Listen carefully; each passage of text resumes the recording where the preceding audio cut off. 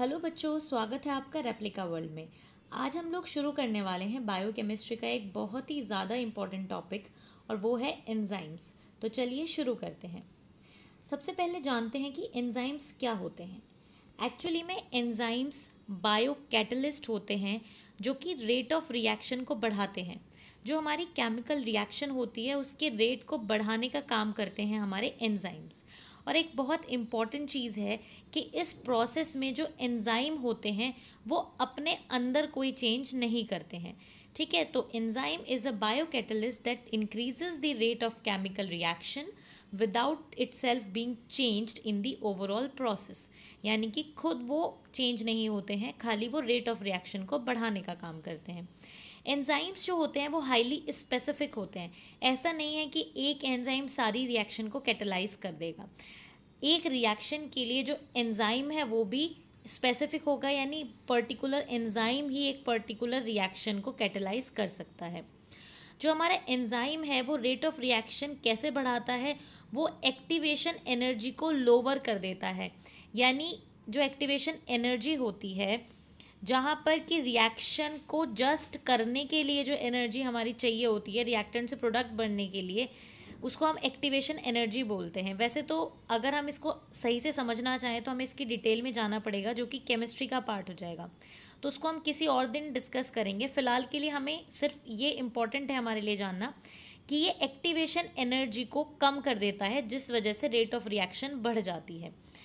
अब जो ये एंजाइम हमारे होते हैं ये कभी भी हमारे इक्विलिब्रियम को चेंज नहीं करते हैं। यानी जो हमारा बायोकेमिकल रिएक्शन है उसके इक्विलिब्रियम को ये चेंज नहीं करेंगे, सिर्फ इक्विलिब्रियम जैसे रीच होता है उसकी रेट को चेंज कर देंगे।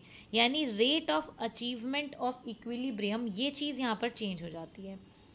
जो एंजाइम्स होते हैं हमारे वो मोस्टली प्रोटीन्स होते हैं, पर कुछ ऐसे आरएनए मॉलिक्यूल्स होते हैं जो कि कैटालिटिक होते हैं। उनको छोड़कर बाकी के जो एंजाइम्स हैं वो सारे हमारे क्या होते हैं, प्रोटीन वाले होते हैं, यानी प्रोटीनीशियस एंजाइम्स होते हैं। कुछ ऐसे होते हैं जो आरएनए कंटेनिंग होते हैं, उनको हम राइबोजाइम्स बोलते हैं।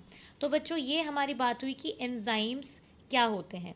अब हम बात करते हैं कुछ और इम्पोर्टेंट चीज़ों के बारे में कि जो हमारे प्रोटीनीशियस एंजाइम्स हैं वो कितने टाइप के होते हैं। तो जो हमारे प्रोटीनीशियस एंजाइम्स हैं वो बेसिकली दो टाइप के हो सकते हैं। एक हो सकते हैं सिंपल एंजाइम्स और दूसरे हो सकते हैं हमारे कॉन्जुगेटेड एंजाइम्स। सिंपल एंजाइम्स कौन से होते हैं, जो कि पूरी तरीके से अमीनो एसिड से मिलके बने हुए होते हैं, वो हमारे सिंपल एंजाइम्स होते हैं। कॉन्जुगेटेड एंजाइम्स कौन से होते हैं, जिनमें प्रोटीन भी होती है as well as non protein component भी होता है।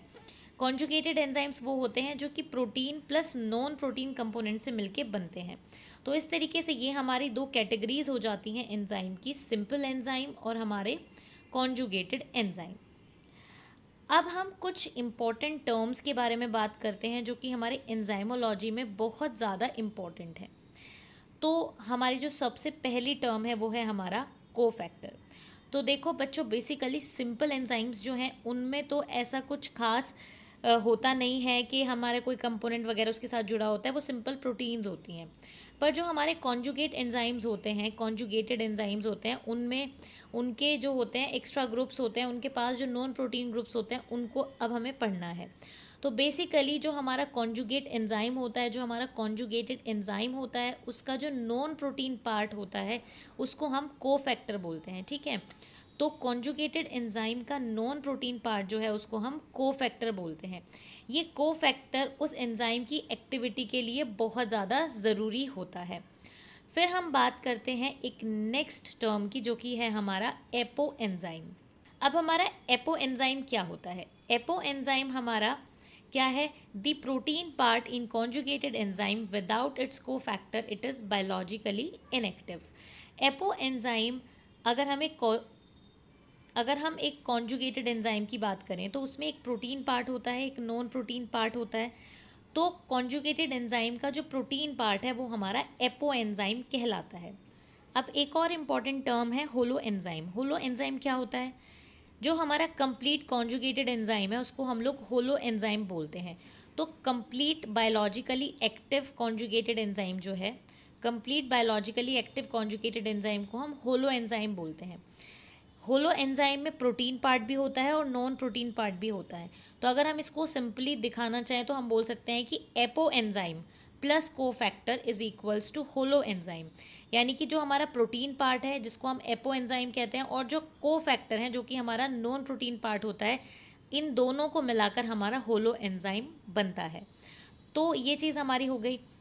अब हमारा एक और इम्पॉर्टेंट टर्म है कोएंजाइम्स। अब कोएंजाइम्स क्या होते हैं? बच्चे बहुत ज़्यादा कंफ्यूज होते हैं कोफैक्टर और कोएंजाइम में। और एक और टर्म होता है प्रोस्थेटिक ग्रुप। इन तीनों का डिफरेंस हम समझ रहे हैं आज इसमें। तो कोफैक्टर आप समझ चुके हैं कि जो नॉन प्रोटीन पार्ट है उसको हम कोफैक्टर बोल रहे हैं। कॉन्जुगेटेड एंजाइम्स का जो नॉन प्रोटीन पार्ट है उसको हम क्या बोल रहे हैं? कोफैक्टर। अब देखते हैं कि कोएंजाइम्स क्या होते हैं। बेसिकली जो हमारे कोफैक्टर्स होते हैं या तो वो हमारे मेटल आयंस हो सकते हैं, ठीक है, या तो वो हमारे सिंपल मेटल आयंस हो सकते हैं, या फिर हमारे कॉम्प्लेक्स ऑर्गेनिक कंपाउंड्स हो सकते हैं। जब जो हमारे कोफैक्टर्स हैं वो कॉम्प्लेक्स ऑर्गेनिक कंपाउंड्स हो जाते हैं तो फिर हम उनको कोएंजाइम्स बोलते हैं। तो जो हमारे नॉन प्रोटीन पार्ट है अगर वो कॉम्प्लेक्स ऑर्गेनिक कंपाउंड है तो वो हमारा कोएंजाइम कहलाएगा। अब जो हमारे कोएंजाइम्स होते हैं ज़्यादातर ये या तो वाइटामिन्स होते हैं या फिर विटामिन एज अ पार्ट होता है इनमें। तो जो हमारे विटामिन्स होते हैं वो भी हमारे कोएंजाइम की तरह काम कर सकते हैं, या जो विटामिन्स हैं वो कोएंजाइम में एक स्ट्रक्चरल पार्ट प्ले कर सकते हैं, यानी एक स्ट्रक्चर में पाए जा सकते हैं। अब जो हमारे कोएंजाइम्स होते हैं उनके बारे में तो हमने समझ लिया। अब एक और टर्म होती है को सबस्ट्रेट। अब को सबस्ट्रेट क्या होता है? कुछ कोएंजाइम्स ऐसे होते हैं जो कि कुछ समय के लिए एंजाइम से अटैच होते हैं, ठीक है, यानी ट्रांजिएंटली अटैच होते हैं, परमानेंटली अटैच नहीं होते हैं। ट्रांजिएंटली कुछ समय के लिए अटैच होते हैं और वो फंक्शन करते हैं एज अ को सबस्ट्रेट। तो इसको हम लोग बोलते हैं को सबस्ट्रेट। तो को सबस्ट्रेट भी कोएंजाइम्स ही होते हैं, बट वो इम्परमानेंटली यानी ट्रांजिएंटली थोड़े टाइम के लिए अटैच होते हैं और को सबस्ट्रेट की तरह काम करते हैं। उसके बाद हमारा आता है प्रोस्थेटिक ग्रुप्स, कि हमारे प्रोस्थेटिक ग्रुप्स कौन से होते हैं। तो प्रोस्थेटिक ग्रुप्स कौन से होते हैं? वो कोएंजाइम्स जो कि टाइटली एसोसिएटेड होते हैं प्रोटीन से, जो प्रोटीन से बहुत टाइटली एसोसिएटेड होते हैं, टाइटली लगे हुए होते हैं, या तो कोवेलेंट बॉन्ड से या नॉन कोवेलेंट बॉन्ड से, उनको हम लोग प्रोस्थेटिक ग्रुप्स बोलते हैं। तो प्रोस्थेटिक ग्रुप भी हमारे कोएंजाइम्स ही होते हैं, बस वो टाइटली लगे हुए होते हैं, ठीक है। तो हम ये बोल सकते हैं कि को सबस्ट्रेट और प्रोस्थेटिक ग्रुप जो है वो कोएंजाइम का एग्जाम्पल है या कोएंजाइम का टाइप है, ठीक है बच्चों। तो इस तरीके से ये हमारी बात होती है कोएंजाइम्स की। अब हम बात करते हैं कुछ मेटल कोफैक्टर्स की, यानी कुछ कोफैक्टर्स को देख लेते हैं कौन कौन से हैं। तो देखो ये जो हमारा लेफ़्ट साइड है टेबल का, यहाँ पर कुछ मेटल्स आयन हैं, और जो हमारी राइट साइड है वहाँ पर क्या है, हमारे कुछ नाम हैं एंजाइम्स के। तो हम देख रहे हैं कि किस एंजाइम का कौन सा आयन एक कोफैक्टर की तरह काम करता है। तो जो हमारा पहला है वो है cytochrome oxidase, catalase, peroxidase and xanthine oxidase.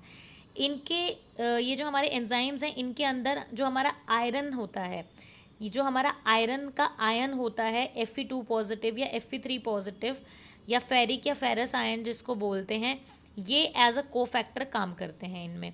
बाकी जो नेक्स्ट वाला है cytochrome oxidase, lysyl oxidase, super oxide dismutase, इनमें हमारा जो कॉपर आयन है वो एज अ कोफैक्टर काम करता है।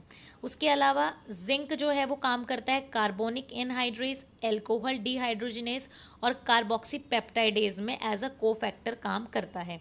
मैंगनीज किस में काम करता है? इनोलेज, आर्जिनेज और पायरुवेट कार्बोक्सिलेज, इनमें एज अ कोफैक्टर काम करता है। फिर जो हमारा पोटेशियम है, पोटेशियम आयन किस में काम करता है? पायरुवेट काइनेज में। जो हमारा निकिल है वो काम करता है यूरेज में। मोलिब्डेनम करता है डाइनाइट्रोजनेज या फिर ज़ैंथिन ऑक्सीडेज में। सेलेनियम करता है ग्लूटाथायोन पेरोक्सीडेज में। तो बच्चों ये कुछ हमारे एग्जाम्पल्स हैं कुछ मेटल आयंस के जो कि एज अ कोफैक्टर काम करते हैं। फिर अब हमारे यहाँ पर जो आप देख पा रहे हो ये कुछ कोएंजाइम्स हैं। तो कोएंजाइम्स कौन कौन से हैं? तो हमारे पास देखो विटामिन है एक साइड और एक साइड उसकी कोएंजाइम फॉर्म है और एक साइड उसकी रिएक्शन है जो कि कैटालाइज होती है। देखो जो हमारा विटामिन B1 होता है जिसको हम थायअमीन बोलते हैं, तो जो हमारा विटामिन B1 है जिसको हम थायअमीन बोलते हैं उसकी कोएंजाइम फॉर्म होती है थायअमीन पायरोफॉस्फेट। कौन सी रिएक्शन को ये कैटालाइज करते हैं? जो इसका एंजाइम होता है डी कार्बोक्सिलेशन को और एल्डिहाइड ग्रुप ट्रांसफ़र को। फिर उसी तरीके से राइबोफ्लाविन जो हमारा विटामिन B2 है वो कोएंजाइम फॉर्म उसकी है FAD और FMN, ठीक है। इसकी रिएक्शन है रिडॉक्स रिएक्शन। फिर नेक्स्ट हमारा विटामिन है पायरिडॉक्सिन यानी B6 जो है हमारा विटामिन, इसकी कोएंजाइम फॉर्म है पायरिडॉक्सिल फॉस्फेट, रिएक्शन है अमीनो ग्रुप ट्रांसफ़र, यानी जिस रिएक्शन को ये कैटेलाइज करते हैं। फिर हमारा नेक्स्ट कोएंजाइम है निकोटिनिक एसिड यानी नियासिन जिसको बोलते हैं, इसकी कोएंजाइम फॉर्म है NAD+ और NADP+, इसकी रिएक्शन है रिडॉक्स रिएक्शन। फिर विटामिन है पेंटोथेनिक एसिड, इसकी कोएंजाइम फॉर्म है कोएंजाइम A और रिएक्शन है एसाइल ग्रुप ट्रांसफ़र। फिर हमारे कुछ कोएंजाइम हैं जैसे कि बायोटिन की जो कोएंजाइम फॉर्म है वो है बायोसाइटिन और इसकी जो रिएक्शन है वो है हमारा कार्बोक्सिलेशन। फिर हमारा नेक्स्ट जो विटामिन है वो है फॉलिक एसिड, इसका कोएंजाइम फॉर्म है टेट्रा हाइड्रोफॉलिक एसिड, इसकी रिएक्शन है 1 कार्बन ग्रुप ट्रांसफ़र। फिर है हमारा नेक्स्ट विटामिन B12, इसकी कोएंजाइम फॉर्म है डीऑक्सी एडिनोसाइल कोबालामीन और इसकी रिएक्शन है इंट्रामोलिक्यूलर रीअरेंजमेंट। तो इस तरीके से ये कुछ हमारे कोएंजाइम्स हैं, ठीक है, जिसमें कि क्या कोएंजाइम फॉर्म है, कौन सा विटामिन है और क्या रिएक्शन ये परफॉर्म करते हैं, यानी परफॉर्म नहीं करते हैं, कैटेलाइज करते हैं, ठीक है। तो इस तरीके से ये हमारे कुछ कोएंजाइम हो गए। तो बच्चों इस तरीके से ये हमारा एक शॉर्ट इंट्रोडक्शन था एंजाइमोलॉजी का।